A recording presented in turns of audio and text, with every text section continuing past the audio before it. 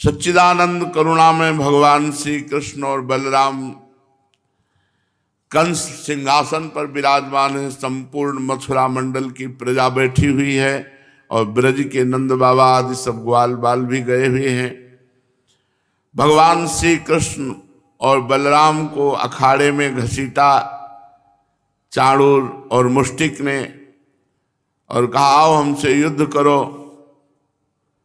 श्री कृष्ण बलराम जी ने कहा हम तो बालक हैं, आप पहाड़ जैसे शरीर वाले, कुश्ती तो समान बल वालों से लड़ी जाती है। अरे उन्होंने कहा तुम बालक नहीं हो, तुम महावीर हो, ऐसा कहकर वो लिपट गए। और भगवान श्री कृष्ण से चाणूर और बलराम जी से मुष्टिक परस्पर कुश्ती के दांव पेच, एक घूंसा मारा चाणूर ने भगवान के वक्षस्थल पर। तो जैसे हाथी को फूलों की माला मारो क्या फर्क पड़ता है, ऐसे भगवान को कोई फर्क नहीं पड़ा। संपूर्ण देखने वालों ने कहा यह अनर्थ हो रहा है, कहाँ दो नौ किशोर बालक और कहाँ ये बहुत पुराने वज्र के समान कठोर शरीर वाले बड़े बड़े पहलवान। नहीं नहीं, ये अनर्थ हो रहा है। जिस सभा में अनर्थ होता है उस सभा में विरोध करना चाहिए, हट जाना चाहिए, नहीं तो पाप का भागी होता है। भगवान श्री कृष्णचंद्र जी ने जब देखा कि संपूर्ण मथुरा मंडल की प्रजा को बड़ा इस बात पर दुख हो रहा है, तो बलराम जी को इशारा किया कि निपटाओ, बहुत देर खेलने से क्या फायदा। चाणूर को भगवान श्री कृष्ण ने दोनों भुजाओं में कस के पकड़ लिया, उठा के पटक दिया, पैर पकड़ के घुमा घुमा कर धरती पर जैसे कपड़ा पछाड़ा जाता है ऐसे पछाड़ पछाड़ के मार डाला। चाणूर के प्राण तो पटक कर घुमाने में ही निकल गए थे। उसकी वेशभूषा अस्त व्यस्त हो गई, केश मालाएं बिखर गईं, वो इंद्र ध्वज के समान गिर पड़ा। इसी प्रकार मुष्टिक ने भी पहले बलराम जी को एक घूंसा मारा। इस पर महाबली बलराम जी ने बड़े जोर से एक तमाचा जड़ दिया।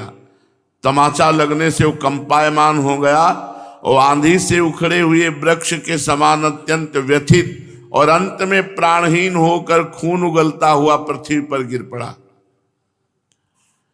हे राजन, इसके बाद योद्धाओं में श्रेष्ठ भगवान बलराम जी ने अपने सामने आते हुए पहाड़ के समान बलवान कूट नामक पहलवान को खेल खेल में ही बाएं हाथ के घूंसे से उपेक्षा पूर्वक मार डाला। उसी समय भगवान श्री कृष्ण ने एक चरण का प्रहार किया तो शल पधार गया। तो शल को तिनके की तरह चीर कर दो टुकड़े कर दिए। इस प्रकार सल, तोशल, कूट, मुष्टिक, चाणूर इन पहलवानों को भगवान ने मारा। अब और जो वहां पहलवान थे वो सब प्राण बचाकर अखाड़े से भाग पड़े। उनके भाग जाने पर श्री कृष्ण बलराम जी समवयस्क सखाओं के साथ कुश्ती का खेल खेलने लगे। मल्ल क्रीड़ा। कंस ये सब देख रहा था। भगवान श्री कृष्ण और बलराम जी की इस लीला को देखकर दर्शकों को तो बड़ा आनंद हुआ और जो वयोवृद्ध बैठे हुए थे वो आशीष देने लगे, धन्य है वो, धन्य हो, ऐसी प्रशंसा करने लगे। परंतु कंस बड़ा भयभीत हो गया। उसने विचार किया, कोलिया पीड़ हाथी को मार दिया, चाणूर, मुष्टि, कूट, सल, तोशल इनको मार दिया। बचे हुए सब पहलवान भाग गए। भोजराज कंस ने कहा बंद कर दो ये बाजे बजाना। बाजे बजाना बंद हो गए। अरे वसुदेव के इन दुष्चरित्र लड़कों को बंदी बना लो, गोपों का सारा धन छीन लो, नंद को कैद कर लो, वसुदेव शीघ्र मार डालो। उग्रसेन मेरा पिता है पर अनुयायियों के साथ शत्रुओं से मिला है, इसको जीता मत छोड़ो, मार डालो। ऐसा जैसे कोई पागल आदमी बोलता हो ऐसे कंस बकवाद करने लगा। भगवान श्री कृष्ण ने छलांग मारी, वहीं अखाड़े से सीधे सिंहासन के समीप पहुंच गए। वेग पूर्वक छलांग मारकर मंच पर पहुंच गए, जिसमें उच्च सिंहासन पर कंस विराजमान था। जब कंस ने देखा कि छलांग मार के मेरे समीप आ गए, अब वो बहुत घबरा गया। सहसा उठ खड़ा हुआ, हाथ में ढाल ली और तलवार, और भगवान श्री कृष्ण पर चोट करने का पैतरा बदलते हुए अवसर ढूंढने लगा। कभी दाईं ओर कभी बाईं ओर। भगवान श्री कृष्ण का तेज तो प्रचंड अत्यंत दुस्साह है। जैसे गरुण सांप को पकड़ लेते हैं, वैसे ही भगवान ने पैतरा पकड़ करके कंस को बलपूर्वक अपने कब्जे में किया। भयवश कंस का मुकुट गिर गया। भगवान ने केस पकड़े, जैसे देवकी जी के विवाह के समय केस पकड़े थे, वैसे ही केस पकड़े और ऊंचे मंच से फेंका तो रंग भूमि में गिराकर। परम स्वतंत्र भगवान श्री कृष्णचंद्र विश्व के आश्रय हैं, फेंक करके उसी के ऊपर कूद पड़े। कूदते ही कंस के प्राण निकल गए। केस पकड़ के घसीटा और रंगमंच में नीचे फेंका और उसी के ऊपर कूद पड़े, सोई उसकी मृत्यु हो गई। भगवान सबके देखते देखते कंस की लाश को धरती पर घसीट घसीट कर मारने लगे, जैसे बलवान सिंह हाथी को। सबके मुंह से हाय हाय की ऊंची आवाज निकलने लगी। कंस नित्य निरंतर बड़ी घबराहट के साथ भगवान श्री कृष्ण का चिंतन करता रहता था। खाते पीते, सोते, चलते, बोलते, सांस लेते, सब समय भगवान श्री कृष्ण का द्वेष पूर्वक चिंतन करता रहता था। तो उसको दिखाई देता था हाथ में सुदर्शन चक्र लिए हुए भगवान श्री कृष्ण। इस नित्य चिंतन के फलस्वरूप वह चाहे द्वेष भाव से ही क्यों न किया गया हो, उसे भगवान के उसी रूप की प्राप्ति हुई जिसे सारूप्य मोक्ष कहते हैं। कंस को सारूप्य मोक्ष की प्राप्ति हुई, जिसकी प्राप्ति बड़े बड़े तपस्वी योगियों के लिए भी कठिन है।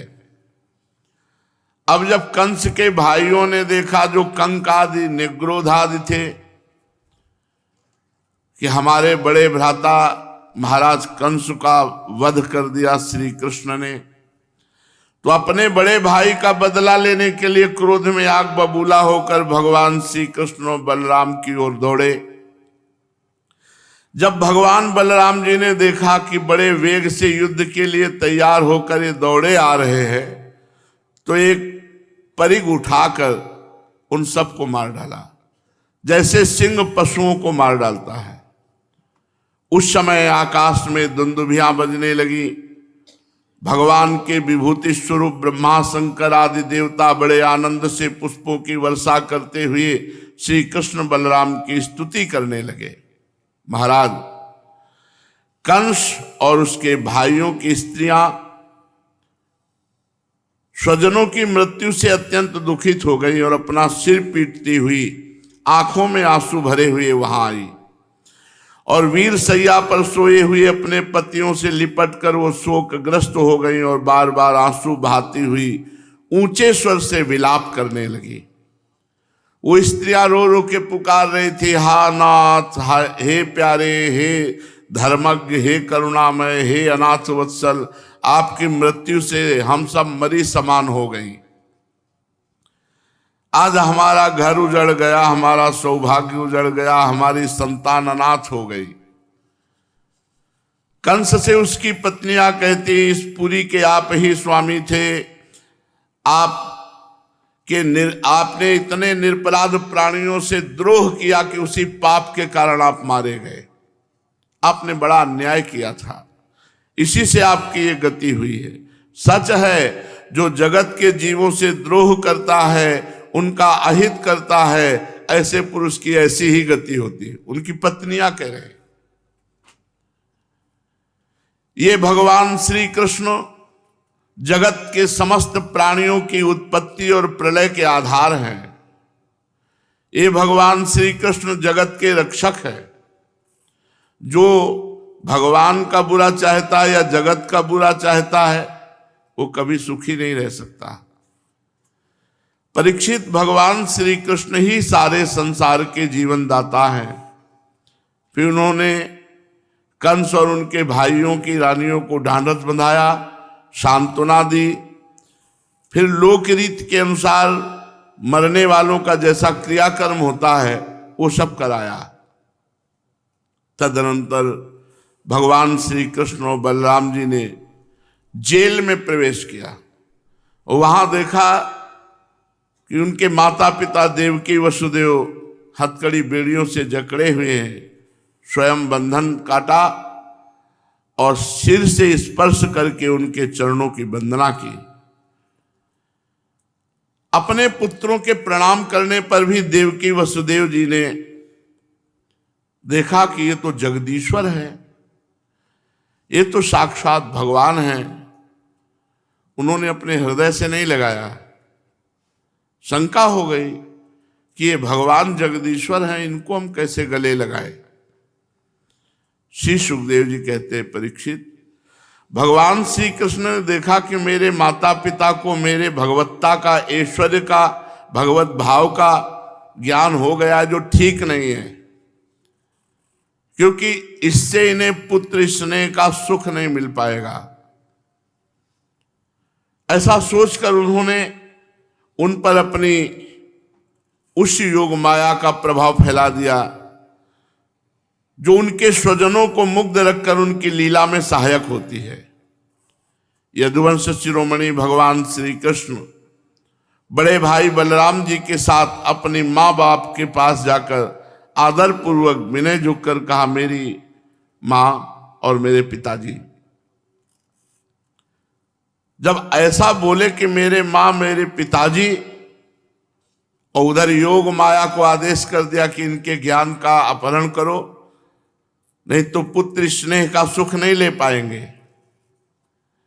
हाथ जोड़कर कहा, पिताजी माताजी, हम आपके पुत्र हैं और आप हमारे लिए सर्वदा उत्कंठित रहे हैं, फिर भी आप हमारे बाल पौगंड और किशोर अवस्था का सुख हमसे नहीं पा सके, और दुर्दैवश आप लोगों को हमारे पास, हमको आपके पास रहने का सौभाग्य नहीं मिला। ऐसी प्रेम भरी बातें करने लगे। पिता और माता इस शरीर को जन्म देते हैं, इसका लालन पालन करते हैं, तब कहीं जाकर यह शरीर धर्म, अर्थ, काम अथवा मोक्ष की प्राप्ति का साधन बनता है। इसलिए कोई भी मनुष्य 100 वर्ष तक जीवित होकर अपने माता पिता की सेवा करता रहे, तब भी वो माता पिता के ऋण से उऋण नहीं हो सकता। फिर जो अपने माता पिता को गाली देते हैं, मारते हैं या किसी भी तरह कष्ट पहुंचाते हैं, तो उनकी तो दुर्गति पक्की है। जो पुत्र सामर्थ्य रहते हुए अपने माँ बाप के शरीर और धन से सेवा नहीं करता,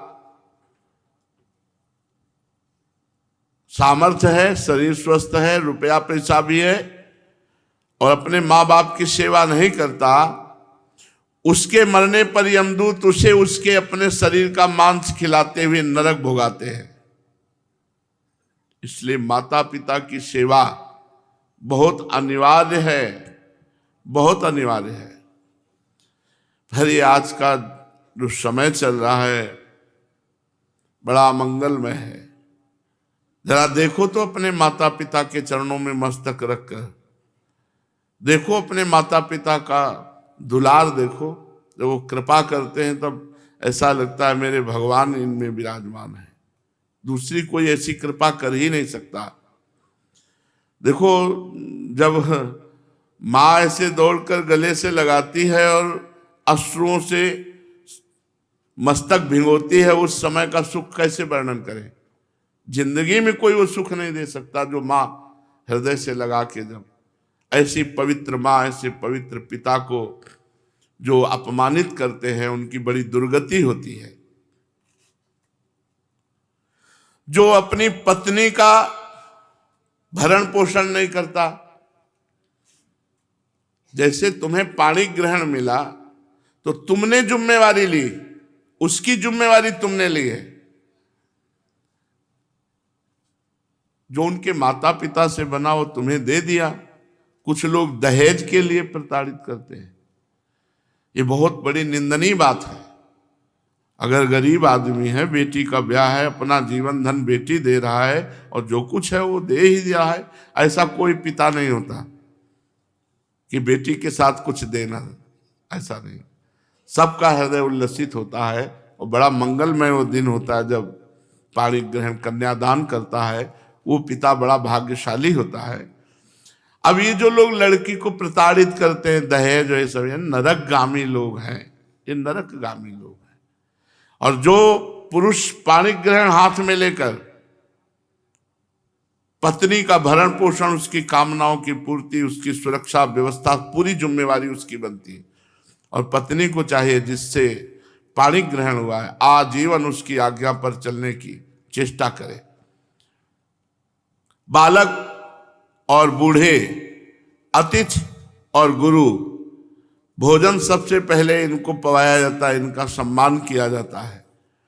जो ऐसा नहीं करता वो जीता हुआ मुर्दे के समान है।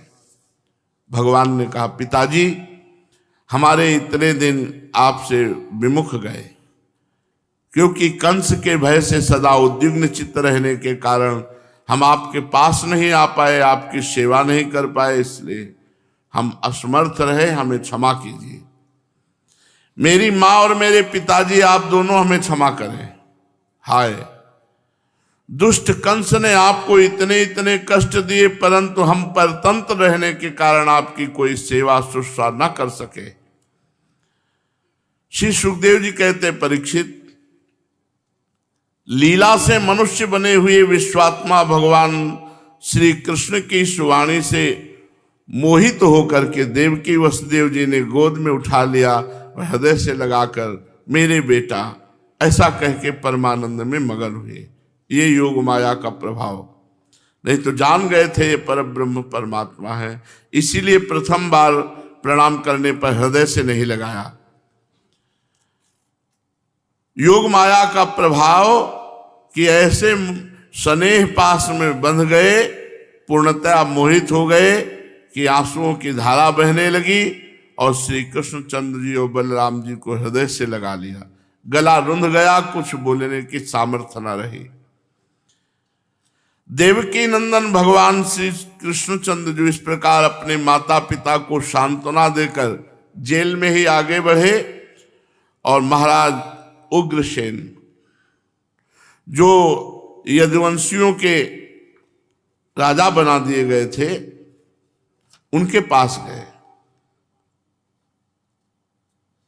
और कहा, महाराज हम आपकी प्रजा हैं, आप हम लोगों पर शासन कीजिए। राजा ययाति का शाप होने के कारण यदुवंशी राज सिंहासन पर नहीं बैठ सकते, परंतु मेरी ऐसी इच्छा है, इसलिए आपको कोई दोष नहीं होगा। जब मैं सेवक बनकर आपकी सेवा करता रहूंगा तो बड़े बड़े देवता भी सर झुकाकर आपको भेंट देंगे। ये दूसरे नरपतियों के बारे में तो कहना ही क्या। परीक्षित, भगवान श्री कृष्ण सारे विश्व के विधाता हैं। उन्होंने जो कंस के भय से व्याकुल होकर इधर उधर यदुवंशी भाग गए थे, वृष्णिवंशी, अंधकवंशी, मधुरदासार, कुकुर आदि, उन सब वंशजों को बुलाया। उन्हें घर से बाहर रहने पर बड़ा क्लेश उठाना पड़ा था। भगवान ने उनका सत्कार किया, सांत्वना दी और खूब संपत्ति देकर सबको मथुरा में वास कराया। सारे के सारे यदुवंशी भगवान श्री कृष्ण तथा बलराम जी के बाहुबल से सुरक्षित थे। भगवान की कृपा से उन्हें अब किसी प्रकार की कमी नहीं, किसी प्रकार की व्यथा नहीं, दुख तो था ही नहीं। उनके सारे मनोरथ सफल हो गए, वे कृतार्थ हो गए। अब वे अपने अपने घरों से आनंद कंद भगवान का चिंतन करते हुए समय व्यतीत करने लगे। भगवान श्री कृष्ण का मुखारविंद आनंद का सदन है, नित्य प्रफुल्लित है, कभी ना कुम्हलाने वाला कमल है। प्रभु का सौंदर्य अपार है। सदस्य हास चितवन मुखारविंद पर नाचती रहती है। यदुवंशी दिन प्रतिदिन भगवान का दर्शन करके आनंद मगन रहते हैं। मथुरा के वृद्ध पुरुष भी युवकों के समान बलवान और उत्साही हो गए थे, क्योंकि सबके ऊपर भगवान की दृष्टि पड़ी थी। वे अपने नेत्रों के दोनों से बार बार भगवान के मुखारविंद का अमृतमय मकरंद रस पान करने, इसलिए बूढ़े बूढ़े भी जवान लगने लगे थे मथुरा में। अब देवकी नंदन भगवान श्री कृष्ण और बलराम जी नंद बाबा के पास आए और गले लग करके कहने लगे, बाबा, आपने और माँ यशोदा ने बड़े स्नेह और दुलार से हमारा लालन पालन किया है। इसमें कोई संदेह नहीं कि माता पिता संतान पर अपने शरीर से भी अधिक स्नेह करते हैं। जिन्हें पालन पोषण न कर सकने के कारण स्वजन संबंधियों ने त्याग दिया है, उन बालकों को जो लोग अपने पुत्र के समान लाड़ प्यार से पालते हैं, वे ही वास्तव में उनके माँ बाप हैं। पिताजी, अब आप लोग ब्रज में जाइए। इसमें संदेह नहीं कि हमारे बिना वात्सल्य स्नेह के कारण आप लोगों को बहुत दुख होगा। यहाँ के सुहृद संबंधियों को सुखी करके हम आपसे मिलने आएंगे, ऐसा बाबा से कहकर उनको विदा किया। भगवान श्री कृष्ण और नंद बाबा दूसरे ब्रजवासी, इस प्रकार वार्ता हुई। सबने सुंदर सुंदर वस्त्र आभूषण धारण किए। भगवान श्री कृष्ण बलराम को नंद बाबा ने गले लगाया और बड़े प्रेम अधीर हो गए और आंसू भर करके अभिषेक किया नंद बाबा ने ठाकुर जी का और बलराम जी का, क्योंकि प्रभु कह रहे हम आएंगे कभी आपसे मिलने, अभी आप जाएं। इसके बाद भगवान वहां से विदा हुए और नंद बाबा ब्रज के लिए चले। वसुदेव जी ने अपने पुरोहित गर्गाचार्य और दूसरे ब्रह्म ऋषियों को बुलाकर श्री कृष्ण बलराम का विधि पूर्वक द्विजाति समुचित यज्ञोपवीत संस्कार कराया। अगर यज्ञोपवीत पड़ा हुआ है और गायत्री अनुष्ठान है, उसके सामने कोई बाधा विघ्न नहीं। यज्ञोपवीत ब्रह्म शक्ति है, द्विजाति को धारण करने का अधिकार है। कोई बिरले ऐसे हैं जो इस धर्म का पालन करते हो। वसुदेव जी ने गर्गाचार्य और अन्य ब्राह्मणों को बुलाकर यज्ञोपवीत संस्कार कराया भगवान श्री कृष्ण और बलराम का। बड़ी महिमा यज्ञोपवीत की। अगर यज्ञोपवीत पड़ा हुआ है तो भूत प्रेत नहीं आपको छू सकते। यज्ञोपवीत पड़ा हुआ है तो आपका कोई मारण मोहन वशीकरण उच्चाटन नहीं कर सकता। पर महत्ता ही नहीं समझते हैं, आज के बच्चे महत्ता नहीं समझते। 12-13 में गायत्री अनुष्ठान प्रारंभ हो जाता है तो बुद्धि प्रकाशित होती है। बड़ा सब धर्म में विपरीत आचरण हो रहा है। खूब दक्षिणा दी, वस्त्राभूषण ब्राह्मणों को दान किए, गौओं को सोने की मालाएं और सोने से जटित चादरें उड़ा करके दान की। वसुदेव जी भगवान श्री कृष्ण और बलराम के जन्म नक्षत्र में जितनी गौएं मन ही मन संकल्प कर दी थी, तो कंस के भय से वो सब दे नहीं पाए थे। अब उनका स्मरण करके ब्राह्मणों को सब गौएं दी जो भगवान के जन्म नक्षत्र के समय संकल्प किया था।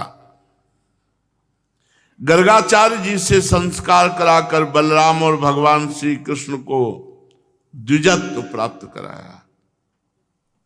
यज्ञोपवीत संस्कार ये द्विजत्व है। और ब्रह्मचर्य अखंड तो है ही, और अखंड व्रत दिया, ब्रह्मचर्य का अखंड व्रत। ये सबको मिलता है। कुछ समय बाद जब 22-24 की अवस्था, तो फिर जो नैष्ठिक ब्रह्मचारी हो तो संन्यास ले लेते हैं, नहीं तो शेष गृहस्थ आश्रम में चले जाते हैं। ऐसी शास्त्र पद्धति है। श्री कृष्ण और बलराम जी जगत के एकमात्र स्वामी हैं, सर्वज्ञ हैं, सभी विद्याएं उन्हीं से निकली हैं, उनका निर्मल ज्ञान स्वतः सिद्ध है। फिर भी उन्होंने मनुष्य की सी लीला करके अपने ज्ञान को छिपा रखा है।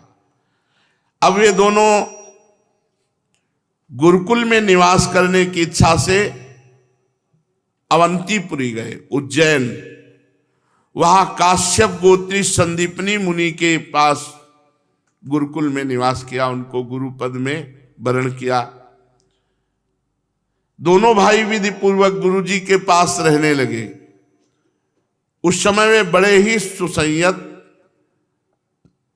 अपनी चेष्टाओं को सर्वथा नियमित रखते। गुरु जी के पास बहुत सावधान होकर रहना चाहिए। कम बोलना, जितना आदेश उतनी सेवा, नहीं तो नाम जप, मंत्र जप, शास्त्र का स्वाध्याय ऐसे व्यतीत किया जाता है।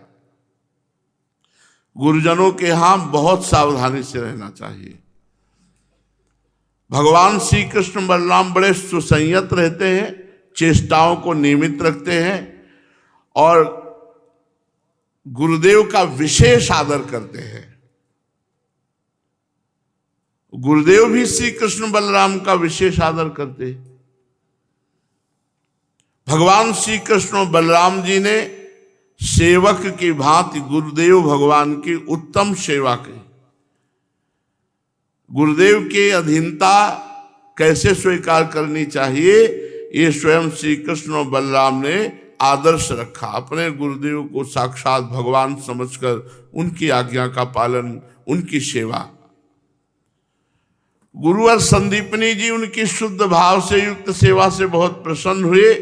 उन्होंने दोनों भाइयों को 6 अंग और उपनिषदों के सहित संपूर्ण वेदों की शिक्षा दी। इसके सिवा मंत्र और देवताओं के ज्ञान के द्वारा धनुर्वेद, मनुस्मृति आदि धर्म ग्रंथ, मीमांसा आदि वेदों का तात्पर्य बताने वाले शास्त्र, इनकी शिक्षा दी। फिर संधि, विग्रह, यान, आसन, द्वैध, आश्रय, इन 6 भेदों से राजनीति का भी अध्ययन कराया। परीक्षित, भगवान श्री कृष्ण और बलराम सारी विद्याओं के प्रवर्तक हैं। केवल मनुष्य का सा व्यवहार करते हुए गुरुदेव के पास रहकर शिक्षा ग्रहण की।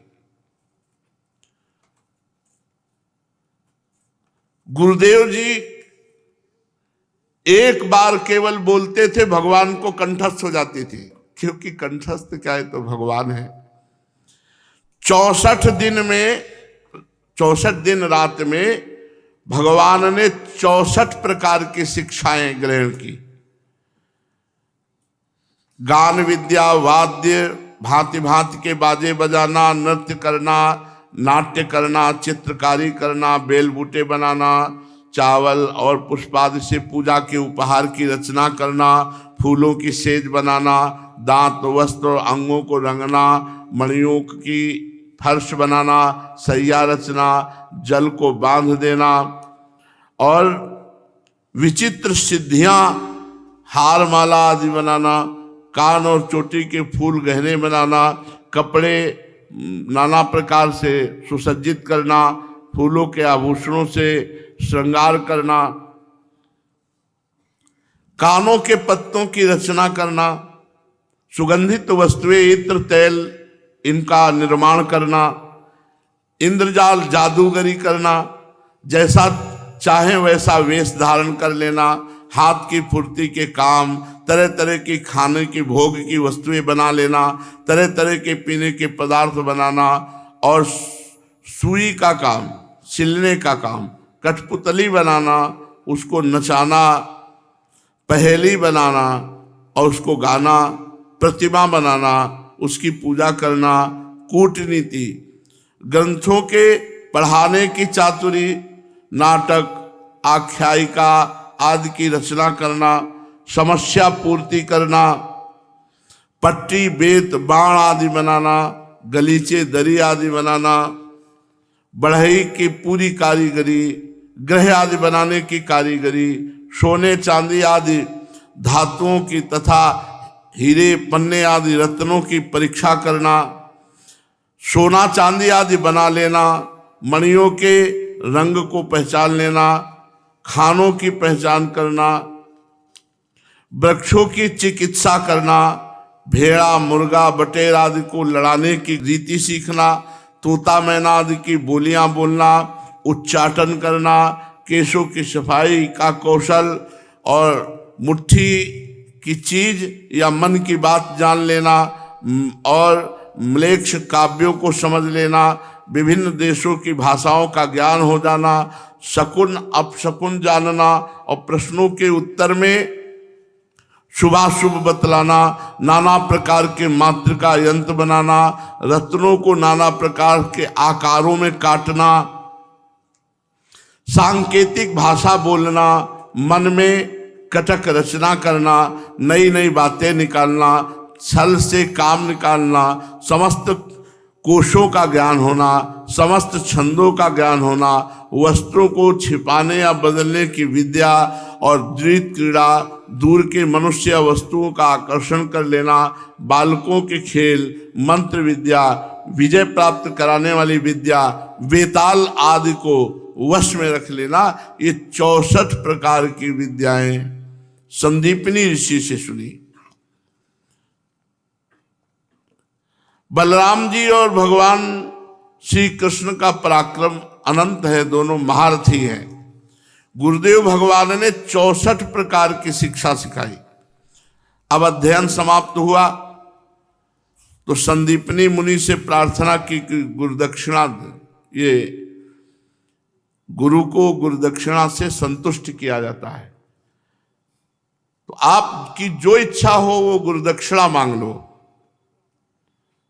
महाराज संदीपनी मुनि ने उनकी अद्भुत महिमा सुन रखी थी, अलौकिक बुद्धि का अनुभव कर लिया था, इसलिए उन्होंने अपनी पत्नी से सलाह करके गुरुदक्षिणा मांगी।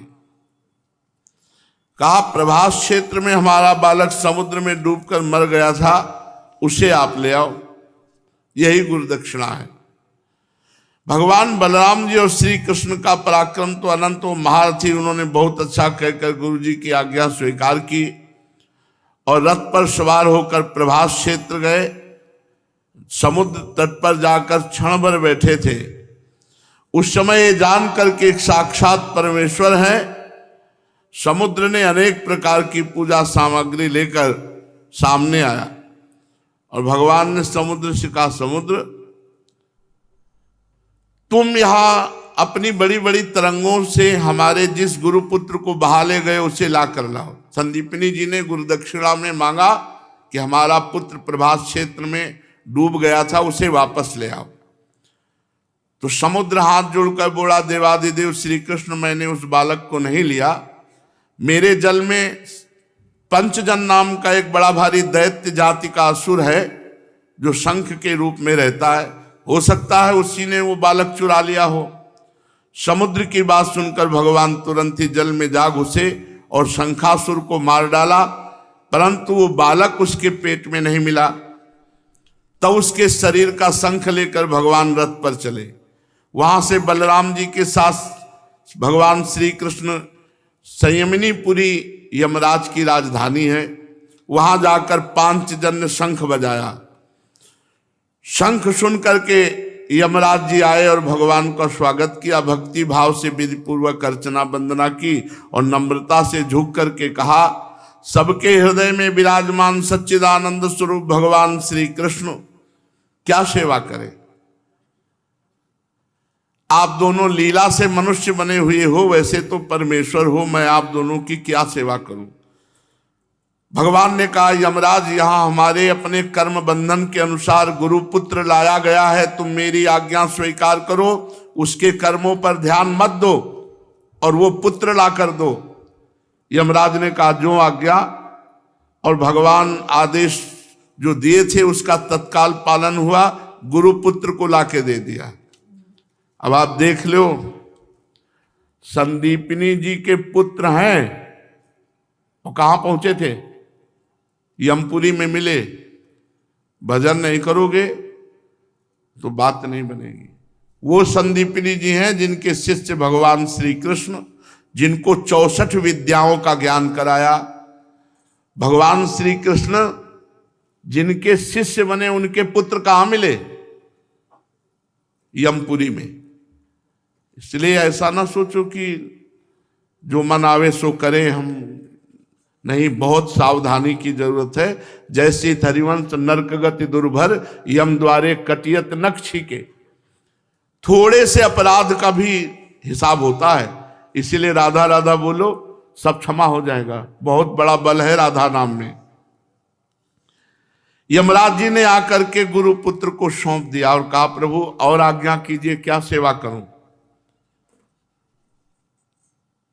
भगवान ने कहा केवल गुरुपुत्र चाहिए था, और गुरुपुत्र को लिया और आकर गुरुदेव से कहा, गुरुदेव ये गुरुदक्षिणा में मरा हुआ पुत्र वापस लाके दे। गुरु जी ने कहा, बेटा तुम दोनों ने भली भांति गुरुदक्षिणा दी, अब और क्या चाहिए? तुम्हारे जैसे पुरुषोत्तम भगवान का गुरु बनने का सौभाग्य मिला, मेरे सारे मनोरथ पूर्ण हो गए। बस वीरो, अब तुम्हारी विद्या पूर्ण हुई, तुम अपने घर जाओ, तुम लोगों को पवित्र करने वाली कीर्ति प्राप्त करो। तुम्हारी पढ़ी हुई विद्या इस लोक और परलोक में सदा नवीन बनी रहे, कभी विस्मृत न हो। गुरु जी से आज्ञा लेकर वायु के समान वेग और मेघ के समान शब्द वाले रथ पर सवार होकर श्री कृष्ण बलराम मथुरा लौट आए। मथुरा की प्रजा बहुत आनंदित हुई कि भगवान श्री कृष्ण और बलराम गुरुकुल से लौट आए। सब के सब परमानंद में मगन हो गए। शेष चर्चा आगे। श्री राधा वल्लभ लाल की जय।